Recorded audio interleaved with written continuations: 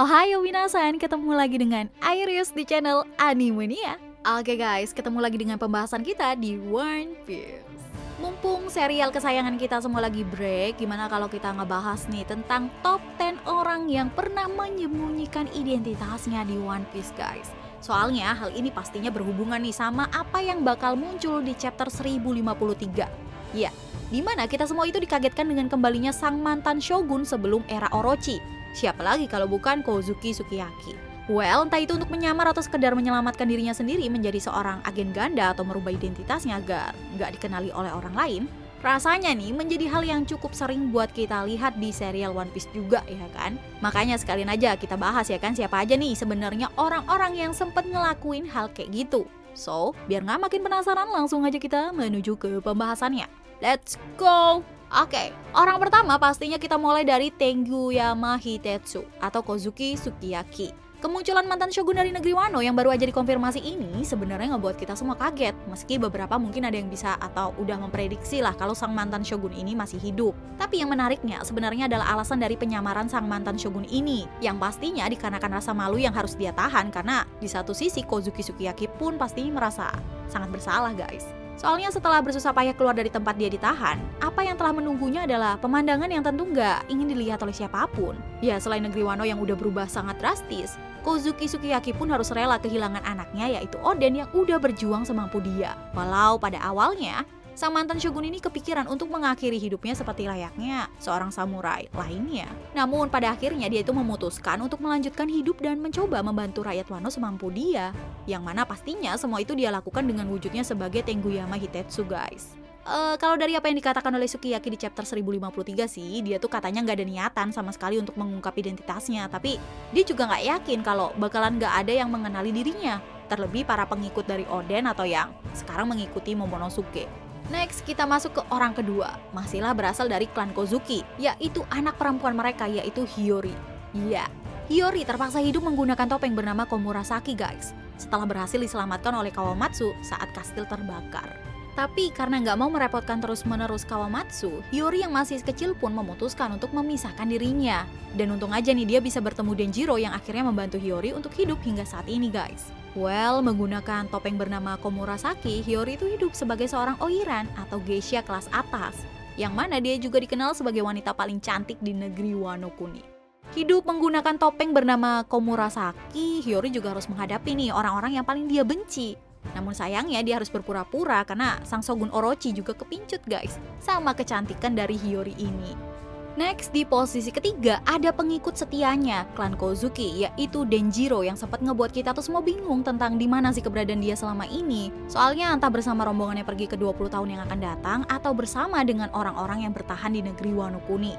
Pokoknya ya, kita semua tuh selalu dibuat bingung karena Denjiro ini nggak terlihat bersama siapapun. Ya, pada akhirnya wajar aja sih kita bisa nggak menemukan Denjiro. Orang dia ternyata menyamar dan membuat identitas baru dengan nama Kyoshiro, yang mana dia dikenal juga sebagai seorang bos Yakuza guys.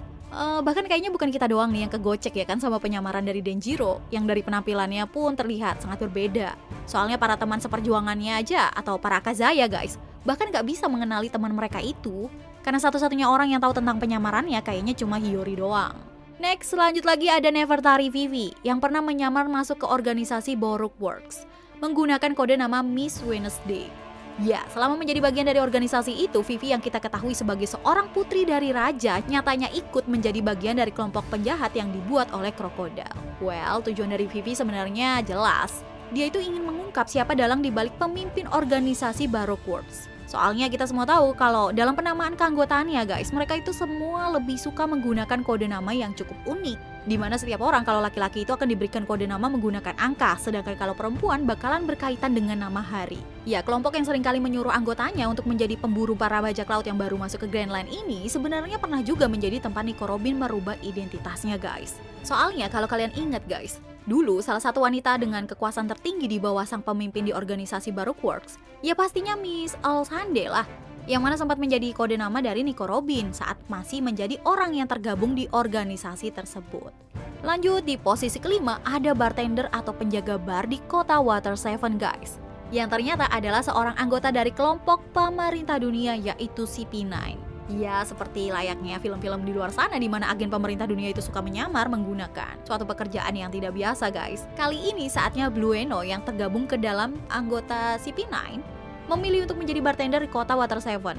Soalnya mereka semua itu sedang dalam misi pencarian blueprint yang dipegang oleh Iceberg. Sehingga biar nggak menimbulkan kecurigaan, Blueno pun terpaksa berpura-pura menjadi seorang bartender di kota tersebut.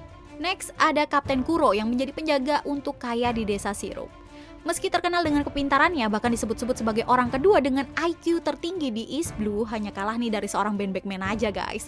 Nyatanya Kapten Kuro malah membuat rencana untuk mencuci identitasnya, di mana dia itu berpura-pura hingga akhirnya diangkat menjadi pelayan sekaligus penjaga di keluarga Kaya. Setelah sebelumnya dia pergi meninggalkan anggota krunya begitu aja, guys. Ya, tujuan dari Kapten Kuro sendiri pastinya mengincar apa yang akan diwarisi oleh Kaya, sehingga dia itu tergiur untuk berhenti menjadi bajak laut dan hidup menikmati kekayaan yang akan segera dia miliki.